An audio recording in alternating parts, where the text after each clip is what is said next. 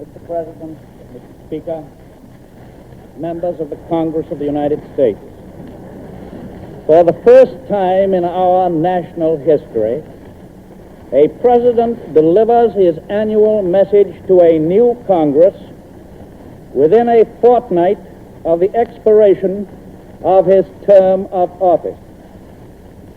While there is no change in the presidency this year, change will occur in future years.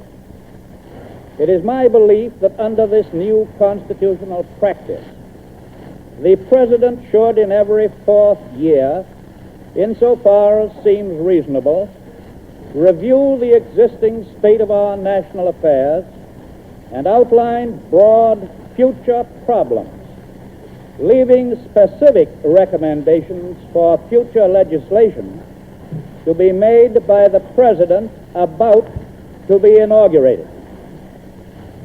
At this time, however, circumstances of the moment compel me to ask your immediate consideration of, first, measures extending the life of certain authorizations and powers which under present statutes expire within a few weeks. Second, an addition to the existing Neutrality Act to cover specific points raised by the unfortunate civil strife in Spain. And third, a deficiency appropriation bill for which I shall submit estimates this week. In March 1933, the problems which faced our nation and which only our national government had the resources to meet were more serious even than appeared on the surface.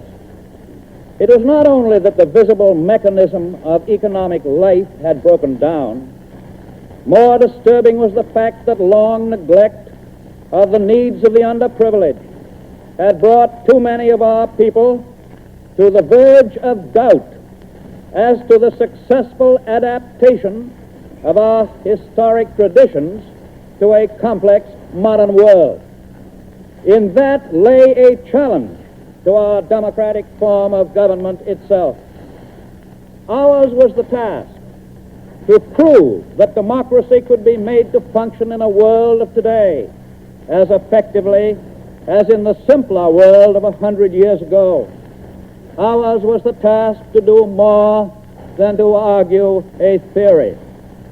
The times required the confident answer of performance to those whose instinctive faith in humanity made them want to believe that in the long run, democracy would prove superior to more extreme forms of government as a process of getting action when action was wisdom, without the spiritual sacrifices that those other forms of government exact. And that challenge we met.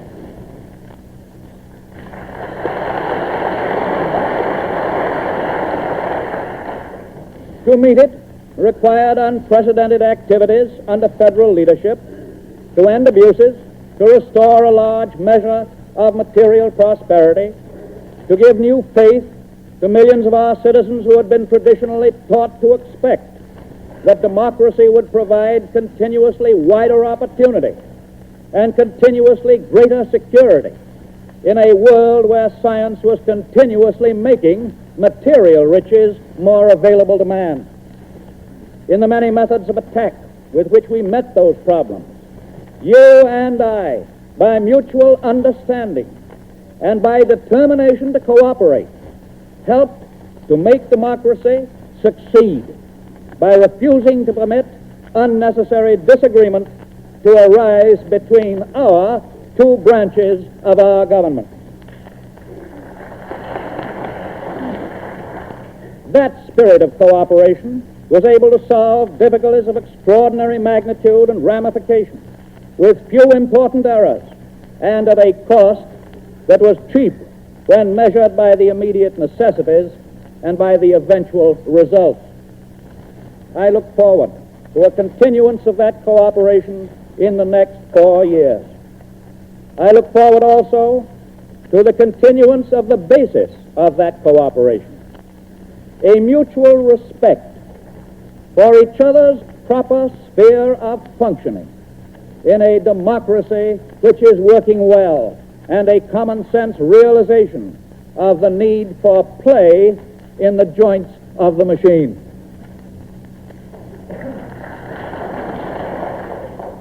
On that basis, it is within the right of the Congress to determine, for example, which of the many new activities shall be continued or abandoned, increased or curtailed.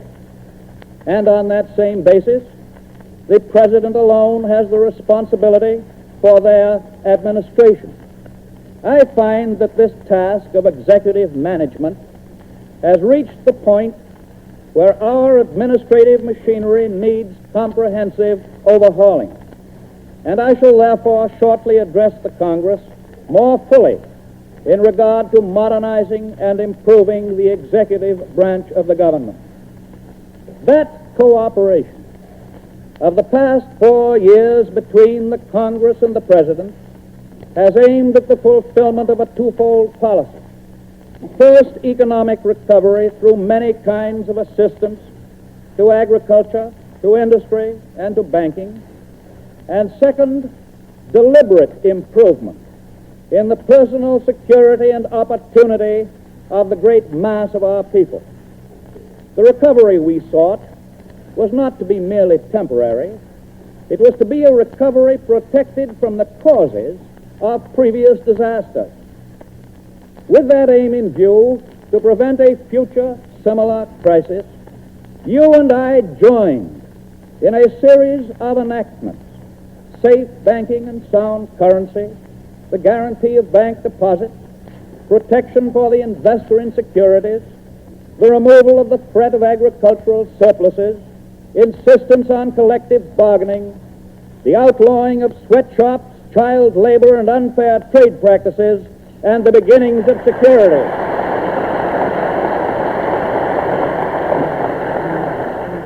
And last but not least, the beginnings of security for the aged and the worker. Nor was the recovery that we sought merely a purposeless whirring of machinery. It is important, of course, that every man and woman in the country be able to find work, that every factory run, that business and farming as a whole shall earn profits.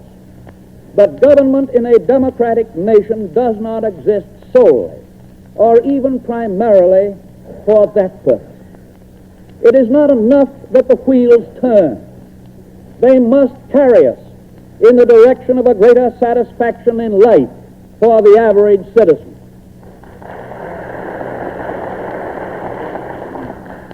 The deeper purpose of democratic government is to assist as many of its citizens as possible, especially those who need it most, to improve their conditions of life, to retain all personal liberty which does not adversely affect their neighbors, and to pursue the happiness which comes with security and an opportunity for recreation and culture.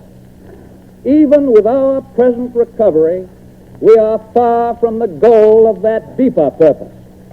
There are far-reaching problems still with us for which democracy must find solutions if it is to consider itself successful. For example, many millions of Americans still live in habitations which not only fail to provide the physical benefits of modern civilization, but breed disease and impair the health of future generations. The menace exists not only in the slum areas of the great cities, but in many smaller cities as well. It exists on tens of thousands of farms in varying degrees in every part of the country. Another example is the prevalence of an un-American type of tenant farming. I do not suggest that every farm family has the capacity to earn a satisfactory living on its own farm, but many thousands, tens of thousands of tenant farmers, indeed most of them, I believe, with some financial assistance and with some advice and training, can be made self-supporting on land which can eventually belong to them.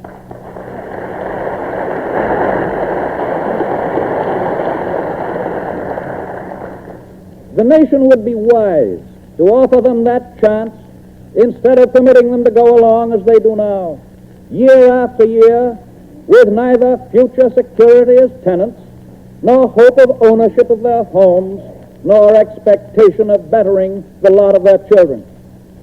Another national problem is the intelligent development of our social security system, the broadening of the services that it renders, and practical improvement in its operation.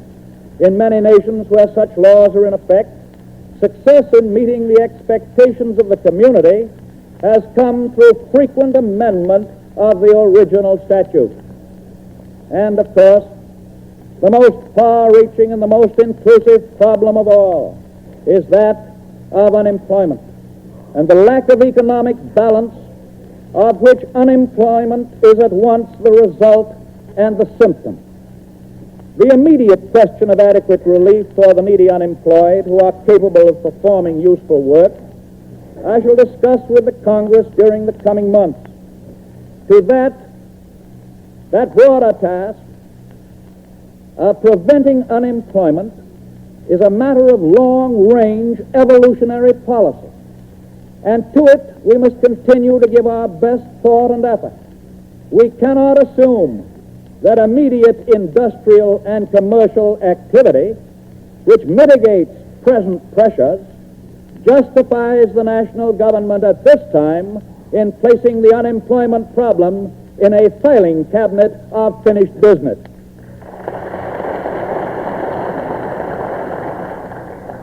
Fluctuations in employment are tied to all other wasteful fluctuations in our mechanism of production and distribution. One of these wastes is speculation in securities or commodities. The larger the volume of speculation, the wider become the upward and downward swings, and the more certain the result that in the long run there will be more losses than gains in the underlying wealth of the community. And, as is now well known to all of us, the same net loss to society comes from reckless overproduction and monopolistic underproduction of our natural and manufactured commodities. Yes, overproduction and underproduction and speculation are three evil sisters who distill the troubles of unsound inflation and the troubles of disastrous deflation.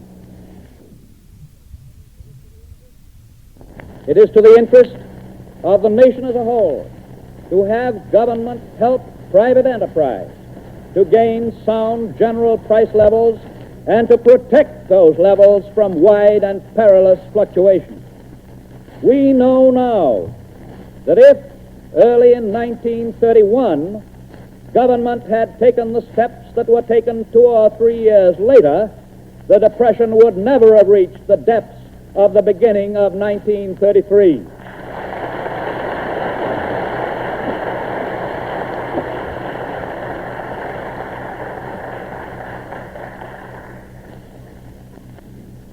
Sober second thought confirms most of us, I think, in the belief that the broad objectives of the National Recovery Act were sound.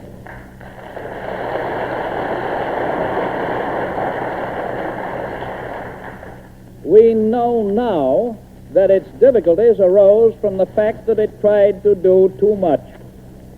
For example, it was unwise, perhaps, to expect the same agency to regulate the length of working hours, minimum wages, child labor, and collective bargaining on the one hand, and the complicated questions of unfair trade practices and business controls on the other.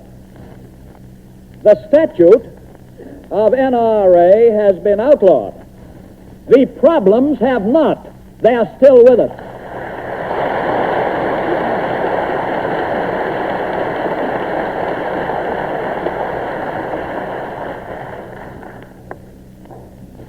that decent conditions and adequate pay for labor and just return for agriculture can be secured through parallel and simultaneous action by 48 states is a proven impossibility.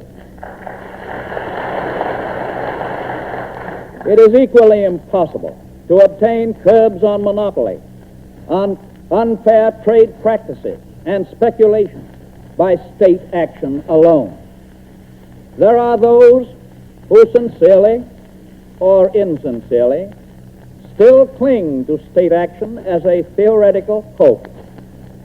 But experience with actuality makes it clear that federal laws supplementing state laws are needed to help solve the problems which result from modern invention applied in an industrialized nation which conducts its business with scant regard to state lines. During the past year, there has been a growing belief in the nation that there is little fault to be found with the Constitution of the United States as it stands today. The vital need is not an alteration of our fundamental law, but an increasingly enlightened view with reference to it.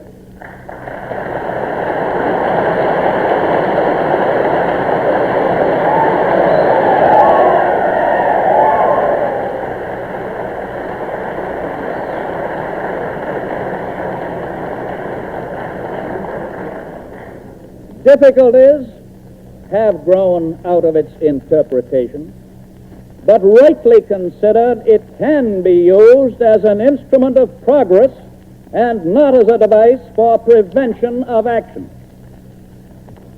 It is worthwhile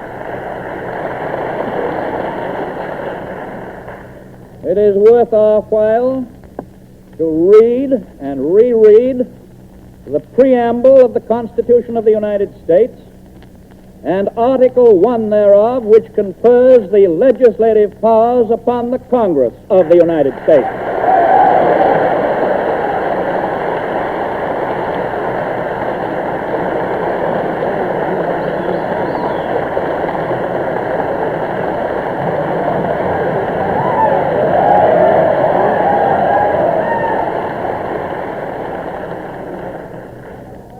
It is also worth our while to read again the debates in the Constitutional Convention of 150 years ago. From such reading, I obtain, and I believe most of you obtain, the very definite thought that the members of that convention were fully aware that civilization would raise problems for the proposed new federal government which they themselves could not even surmise, and that it was their definite intent and expectation that a liberal interpretation in the years to come would give to the Congress the same relative powers over new national problems as they themselves gave to the Congress over the national problems of their day.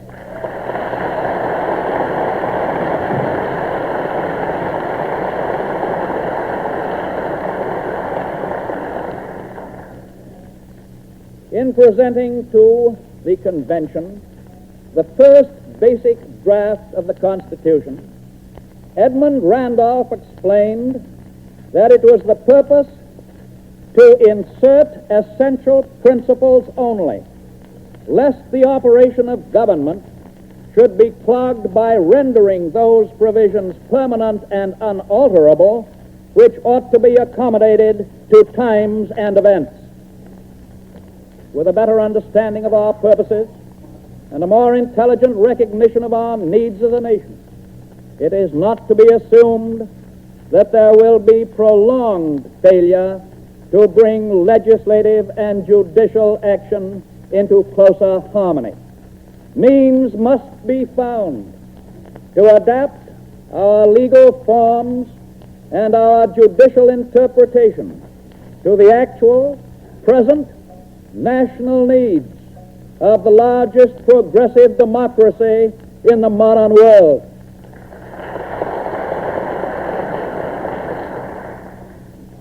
That thought leads to a consideration of world problems. To go no further back than the beginning of this century, men and women everywhere were seeking conditions of life very different from those which were customary before modern invention and modern industry and modern communications had come into being. The World War, with all of its tragedy, encouraged these demands and stimulated action to fulfill these new desires. Many national governments seemed unable adequately to respond, and often with the improvident assent of the masses of the people themselves, new forms of government were set up, with oligarchy taking the place of democracy. In oligarchies, militarism has leapt forward, while in those nations which have retained democracy, militarism has waned.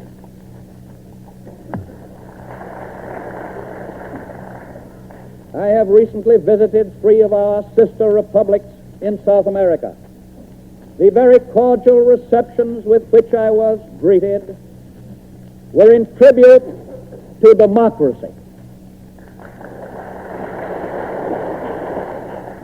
To me, the outstanding observation of that visit was that the masses of the people of all the Americas are convinced that the democratic form of government can be made to succeed and do not wish to substitute for it any other form of government.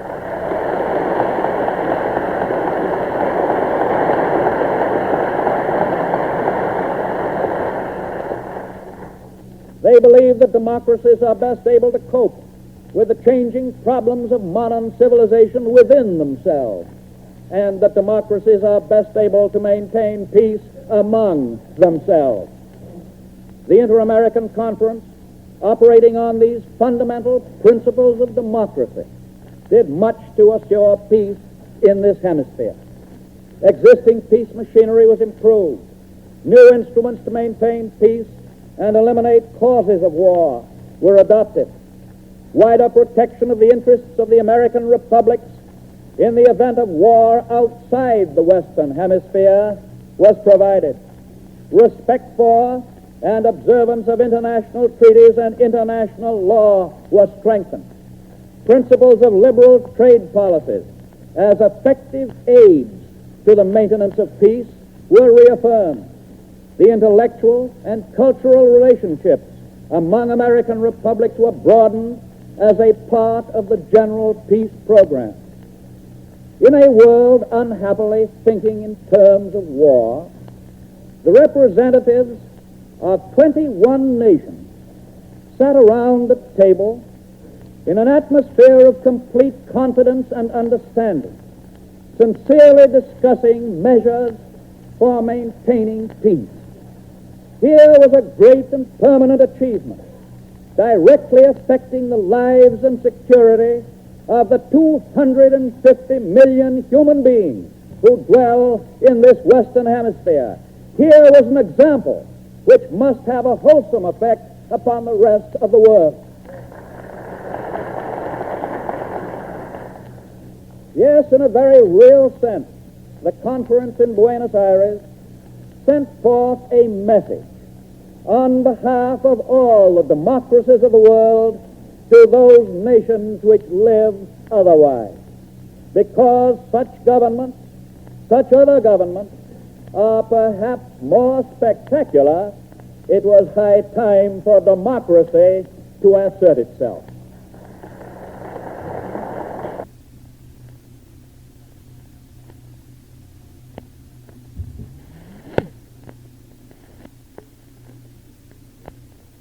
Believe that our democratic form of government can cope adequately with modern problems as they arise. It is patriotic as well as logical for us to prove that we can meet new national needs with new laws consistent with an historic constitutional framework clearly intended to receive liberal and not narrow interpretation.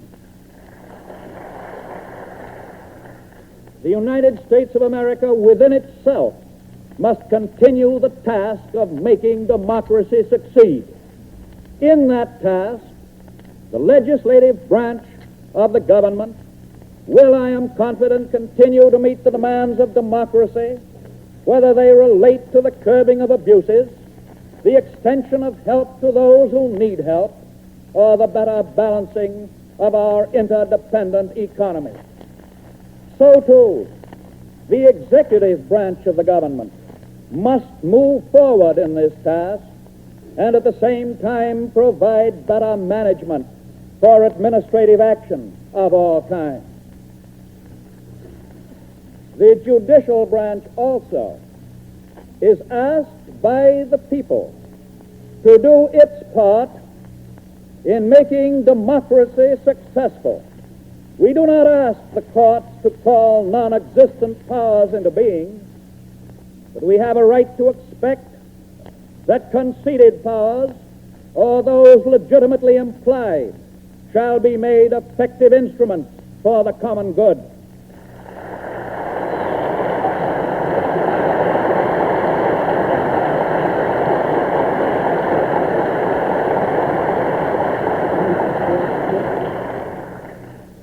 The process of our democracy must not be imperiled by the denial of essential powers of free government.